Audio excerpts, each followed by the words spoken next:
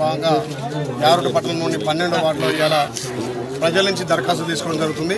ప్రజల్లో పెద్ద ఎత్తున స్పందన, ఒక పండగ వాతావరణం.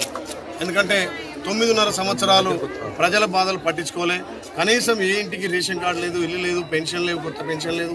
కనీసం పెళ్ళైన వాళ్ళకు కూడా ఇప్పటి వరకు కూడా రేషన్ కార్డు లేకపోవడం, వాళ్ళ రేషన్ కార్డుతోటే అన్నీ ముడిపడి ఉన్నాయి. కాబట్టి తెలంగాణ ప్రభుత్వం, ఇప్పుడు వచ్చినటువంటి కాంగ్రెస్ ప్రభుత్వం ప్రజల వద్దకే పోవాలి, ప్రజల సమస్యలు తెలుసుకోవాలి.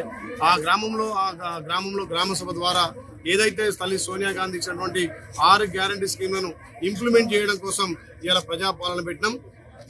తెలంగాణలో కాంగ్రెస్ పార్టీ ప్రభుత్వం వచ్చిన 48 గంటల్లోనే 2 ఇంప్లిమెంట్ చేయడం జరిగింది. తెలంగాణ మహిళలకు ఒక గొప్ప వరంగా తెలంగాణలో ఎక్కడ పోయినా మా అక్క చెల్లెలు మహిళలందరికీ ఉచిత రవాణా సౌకర్యం. అదేవిధంగా 5 లక్షల నుంచి ఆరోగ్యశ్రీ పథకంని 10 లక్షలు పెంచి ఇలా పేదోడికి కూడా కార్పొరేట్ స్థాయిలో వైద్యం అందియాలనే ఉద్దేశంతో, పేదోడికి ఉచిత వైద్యం అందియాలనే ఉద్దేశంతో ఆరోగ్యశ్రీ పథకం, మిగిలినటువంటి 5 గ్యారంటీలను కూడా ఈ 90 రోజులలో అమలు చేయడం కోసం గౌరవ ముఖ్యమంత్రి రేవంత్ రెడ్డి గారు ఇలా మంచి పథకం పెట్టి ప్రజల వద్దకే పాలన. ఇలా జిల్లా నాయకత్వం మొత్తం కూడా ఇలా అధికారులే వచ్చి ప్రజల వద్దకు మీకు కావాల్సినటువంటివి ఒకే దరఖాస్తులో ఈ 5 రకాల లబ్ధులను వాళ్ళకు అందిస్తున్నాం. కాబట్టి ఇది ఒక మంచి ఉద్దేశంతో పెట్టినటువంటి పాలన. ఈ ప్రభుత్వం పేదలకు చేరువ కావాలి, పేద వర్గాలకు అభివృద్ధి చేయాలి.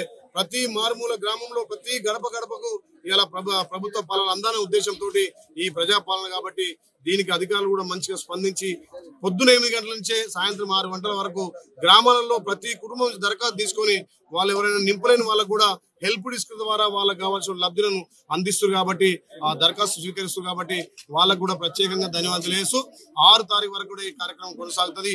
ఎవరైనా ఈ రోజు అందుబాటులో లేకుంటే 6 తారీఖు వరకు సంబంధిత అధికారులకు కూడా దరఖాస్తు చేసుకోవచ్చు.